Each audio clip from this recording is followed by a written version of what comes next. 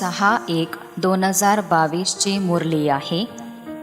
आजच्या मुरलीचे सार आहे, गोड मुलांनो, देह अभिमानामध्ये आल्यामुळेच विकर्म बनतात.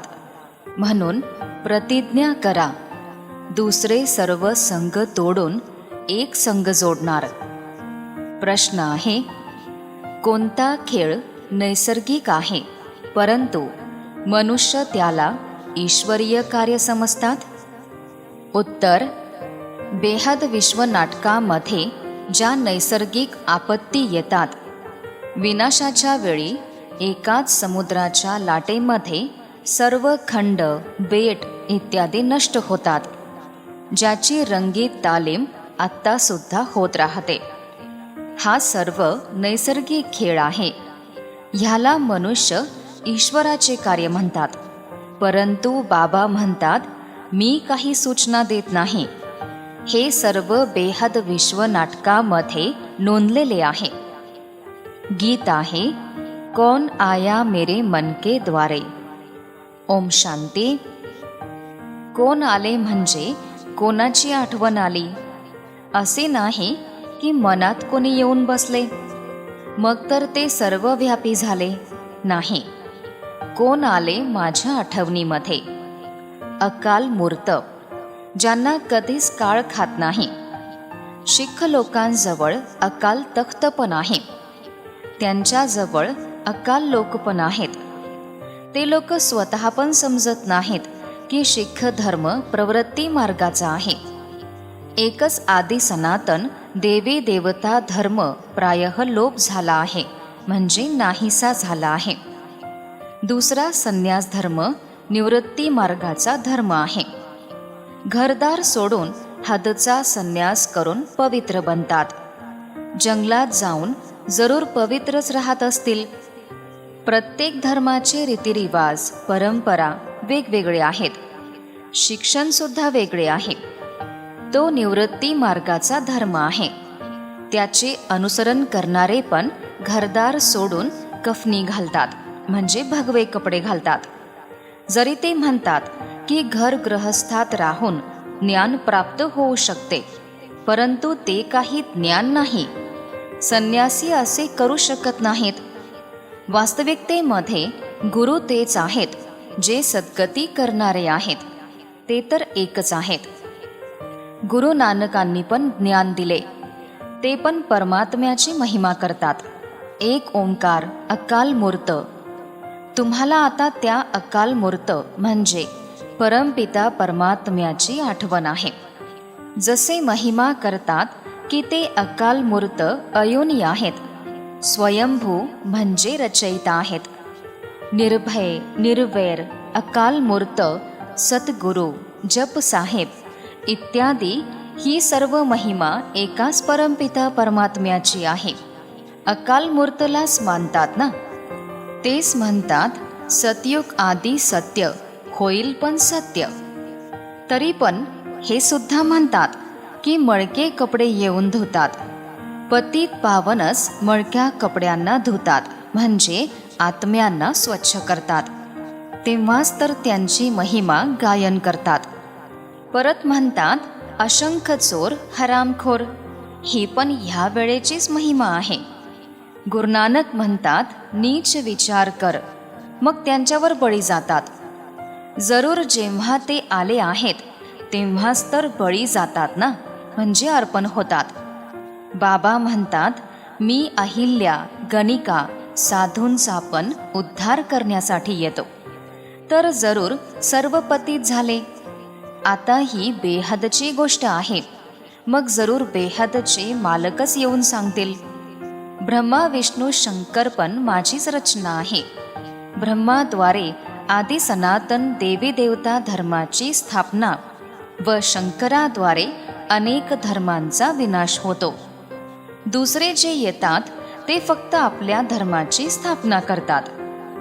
असे नाही की ते गुरुलोक सद्गती दाता आहेत. सद्गती कोणाची करतील? बाबा म्हणतात, वंशावलीची पूर्ण वृद्धी झाली नाही तर सद्गती कसे करतील? बाबा म्हणतात, मीच येऊन आदि सनातन धर्माची स्थापना आणि अधर्मांचा विनाश करतो. ह्यावेळी तमोप्रधान पाप आत्मे बनले आहेत. मनुष्य जे बेहदच्या नाटकाचे कलाकार आहेत त्यांना माहीत असायला हवे की सृष्टीचक्र कसे फिरते. बाबा येऊन आपल्या मुलांना त्रिकालदर्शी बनवतात.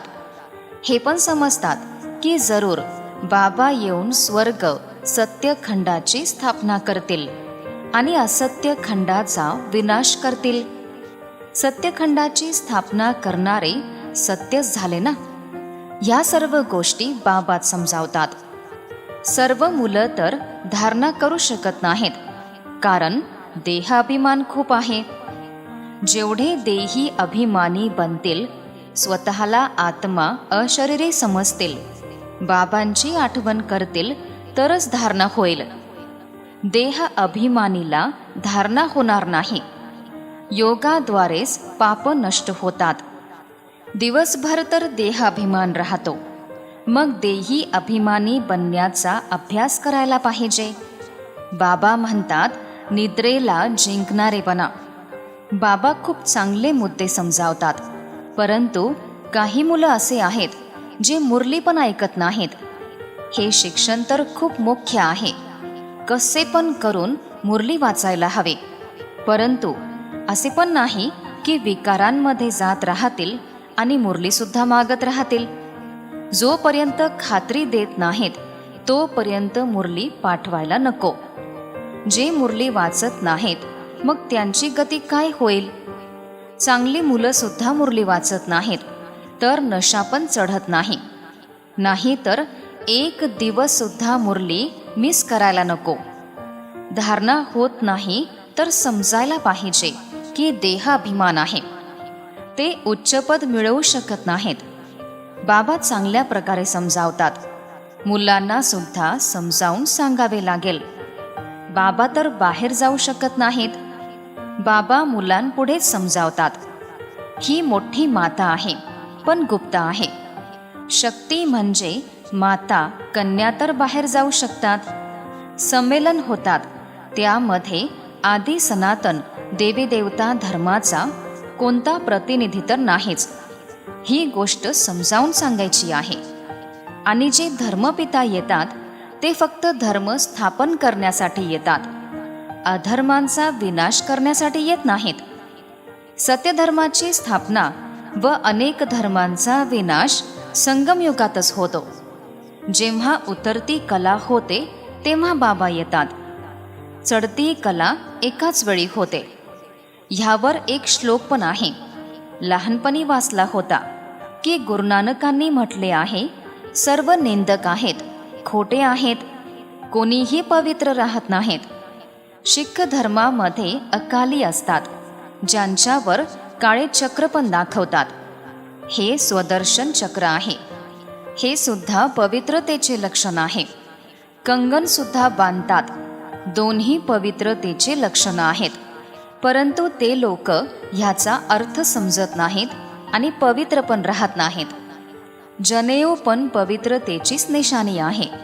आजकाल तर सर्व काही गायब केले आहे. ब्राह्मण कुळ उत्तम आहे. त्यामध्ये मग काही जण मोठी शेंडी ठेवतात. परंतु पावन तर कोणीच बनत नाहीत. पतित पावन तर एकच परमपिता परमात्मा आहेत. तेच येऊन सर्वांना पावन बनवतात. असे पण नाही की बुद्ध, येशू ख्रिस्त इत्यादी कोणी पतित पावन होते. नाही. शिकवणारे गुरु तर दुनियेमध्ये अनेक आहेत. बाकी सर्वांचे सद्गती दाता पतित पावन तर एकच आहेत. सर्वांना पावन बनवून सोबत घेऊन जाण्यासाठी मी येतो. ह्या सर्वांसोबत तुम्ही मदतगार ज्ञानगंगा पण आहात. गंगा नदीवर देवीचे चित्र ठेवले आहे. आता वास्तविकतेमध्ये ज्ञानगंगा तर तुम्ही आहात. परंतु तुमची आता पूजा होत नाही कारण तुम्ही लायक बनत आहात. पुजारीपासून पूज्य बनता. मग तुमचा पुजारीपणा नष्ट होईल. हे रहस्य बाबा समजावतात. परंतु कोणाच्या बुद्धीमध्ये बसत नाही. प्रत्येक पाऊल बाबांच्या श्रीमतावर चालायचे आहे. त्यासाठी देहाभिमान सोडत राहा. हे सर्व मित्र संबंधी इत्यादी सर्व नष्ट होणार आहेत. आपण सर्व निघून जाणार. जुनी दुनिया तर राहील. बाबा म्हणतात, मी नव्या सृष्टीचा रचयिता आहे, परंतु मी पतित दुनियेमध्येच येणार ना, तेव्हाच तर मला पतित पावन म्हणतात. तर जरूर पतित दुनिया असेल. पावन दुनियेमध्ये तर पतित नसतीलच. परमात्म्याला स्वर्ग स्थापन करायचा आहे, म्हणून त्यांना स्वर्गीय पिता, ईश्वर पिता म्हणतात. येशू ख्रिस्त स्वर्गाची स्थापना करत नाहीत. हां, त्यावेळी आत्मेवरून येतात, ते सतुप्रधान आहेत. बाकी दुसरे कोणीही पतितापासून पावन बनवू शकत नाहीत. तुम्हा मुलांना असे कोणतेही काम करायचे नाही ज्यामुळे तुम्ही पतित बनाल. देह अभिमानामुळे विकर्म बनतात. तुम्ही खात्रीने म्हणता की बाकी सर्व संघ सोडून एक संघ जोडणार. आता तुम्ही प्रतिज्ञा करा, नाही तर दंड मिळेल. ग्रंथांमध्ये चढत्या कलेमुळे सर्वांचे भले होते म्हणजे चांगले होते अशी अक्षरं आहेत, परंतु जे काही वाचतात ते सर्व विसरावे लागते. बाबांना तर मुलांची नावं पूर्णपणे आठवणीत राहत नाहीत, कारण शिवबाबांची आठवण करायची आहे. म्हणून आबाद राहा, म्हणजे ज्ञान घेत राहा, खुश राहा, विसरू नका आणि आठवणीत पण ठेवू नका. परंतु सेवाधारी मुलांची बाबांना आठवण तर येते ना, कारण खूप सेवाधारी चांगले मदतगार आहेत. सावकार तर अज्ञानाच्या काळोखेमध्ये आहेत. काही जणांना तर माहितीच होत नाही की मृत्यू समोर उभा आहे. भगवानुवाच, मी राजयोग शिकवतो, तर जरूर ज्ञानाद्वारे धनाची देवी बनतात. ही संपूर्ण राजधानी क्रमानुसार स्थापन होते. तुम्ही जाणता, क्रमानुसार आपण सर्व शिकत आहोत, राजधानी स्थापन करत आहोत. अनेक धर्मांचा विनाश करतो. परम सद्गुरू एकच आहेत. ते सर्वोच्च भगवंताचेच गायन आहे. सर्वोच्च ब्रह्मा विष्णू शंकरला पण भगवंत म्हणत नाहीत, तर राम कृष्णाला भगवंत कसे म्हणू शकतो? हे तर ज्ञानाचे सागर पतित पावन आहेत. भक्त भगवंताची आठवण करतात, ब्रह्मा विष्णू शंकरची आठवण करत नाहीत. हे तर आता व्यभिचारी बनले आहेत. तर खूप चांगल्या गोष्टी धारण करायच्या आहेत. जे करतील त्यांना प्राप्ती होईल. ज्ञानगंगा तुम्हीच आहात. तुम्हीच नदीचा किनारा आहात. ज्ञानसागर तर कुठे जाऊ शकत नाहीत, परंतु तो स्थूल सागर आहे आणि हे चैतन्य आहेत. त्या समुद्रामध्ये तर एक वादळाची लाट आली तरी खूप नुकसान होते. विनाशाच्या वेळी खूप वादळ येतील. सर्व खंड इत्यादी खलास होतील. त्यासाठी वेळ लागत नाही. नैसर्गिक आपत्तीला पण ईश्वराचे कार्य म्हणतात. तेव्हाच तर म्हणतात की शंकराद्वारे विनाश होईल. तर हे ईश्वराचे कार्य झाले ना. परंतु बाबा म्हणतात, मी काही अशा सूचना देत नाही. हे सर्व पूर्वनियोजित नाटकामध्ये नोंदलेले आहे. वादळं, नैसर्गिक आपत्ती इत्यादी सर्व आपले काम करतील. प्रत्येक कल्प ह्या नैसर्गिक आपत्ती येणारच आहेत आणि सर्व खंड नष्ट होणारच आहेत. बाकी फक्त भारत राहणार. त्यासाठीच तयारी होत राहते. रंगीत तालीम करत राहतात. हा सर्व नैसर्गिक खेळ बनलेला आहे. तुम्ही शिवशक्तीस कुठे जाऊन समजावू शकता. ते सर्व शांतीची इच्छा करतात, परंतु तुम्ही जाणता की शांती कुठे मिळते, सुख कुठे आहे आणि दुःख कुठे आहे. ह्या सर्व समजून घेण्याच्या गोष्टी आहेत. आता दुःखधाम आहे. हाच भारत सुखधाम होता. तेव्हा आधी सनातन देवी देवतांचे राज्य होते. कलियुग दुःखधाम आहे. ह्याचा विनाश जरूर होणार आहे. पहिले शेवट होईल, नंतर सुरुवात होईल. द्वापरमध्ये अनेक धर्म आहेत. सतयुगामध्ये तर एकच धर्म होता. हे अविनाशी विश्वनाटकाचे चक्र आहे. यामध्ये 4 मुख्य धर्म आहेत. एका धर्माचा पाया गायब आहे, म्हणजे फाउंडेशनच गायब आहे. देवता धर्म स्थापन करणारे कोण आहेत ते सांगा. परमपिता परमात्मा ब्रह्माद्वारे स्थापना करतात. वास्तविकतेमध्ये तुम्ही पण प्रजापिता ब्रह्माची संतान आहात, शिवाची पण संतान आहात. ब्रह्माची संतान असल्यामुळे तुम्ही आपापसात भाऊ बहीण आहात. तुम्ही जाणता की आपण त्यांची बनलो आहोत. परमपिता परमात्मा पहिले ब्राह्मण धर्माची स्थापना करतात. ब्राह्मण धर्म उच्च आहे, बाकी सर्व धर्म नंतर क्रमानुसार येणारे आहेत. शेवटी तुमची प्रत्यक्षता तर जरूर होणार. अच्छा, गोड गोड फार फार वर्षांनी भेटलेल्या मुलांप्रती मातपिता बाप दादांची प्रेमपूर्ण आठवण आणि सुप्रभात. आत्मिक पित्याचा आत्मिक मुलांना नमस्ते. आत्मिक मुलांचाही आत्मिक पित्यांना नमस्ते. धारणेसाठी मुख्य सारांश आहे. पहिला सारांश, ज्ञानाची धारणा करण्यासाठी जेवढे शक्य होईल देही अभिमानी बनायचे आहे. अशरीरी बनण्याचा अभ्यास रात्री जागरण करून सुद्धा करायचा आहे. दुसरा सारांश, कसे पण करून मुरली रोज ऐकायची किंवा वाचायची आहे. एक दिवस पण मुरली चुकवायची नाही. बाकी सर्व संग तोडून एक संग जोडण्याची प्रतिज्ञा करायची आहे. आजचे वरदान आहे, बिंदू रूपात स्थित राहून उडत्या कलेमध्ये जाणारे डबल लाईट भव. विस्तार आहे, नेहमी वृत्तीमध्ये ठेवा की आपण बाबांच्या नयनचे तारे आहोत. नयनचे तारे म्हणजे बिंदू. नयनमध्ये बिंदूच समावू शकतो.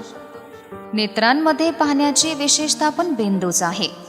तर बिंदू रूपामध्ये राहणे हेच उडत्या कलेमध्ये जाण्याचे साधन आहे. तर बिंदू बनून प्रत्येक कर्म करा, मग एकदम हलके म्हणजे डबल लाईट राहणार. कोणतेही ओझे उचलण्याची सवय आता असायला नको. माझ्याऐवजी तुझे म्हटले तर डबल लाईट बनून जाणार. स्वप्रगती किंवा विश्वसेवेच्या ओझ्याचा पण अनुभव होणार नाही. आजचे बोधवाक्य आहे, विश्व परिवर्तक तेच आहेत जे नकारात्मकतेला सकारात्मकतेमध्ये परिवर्तित करतात.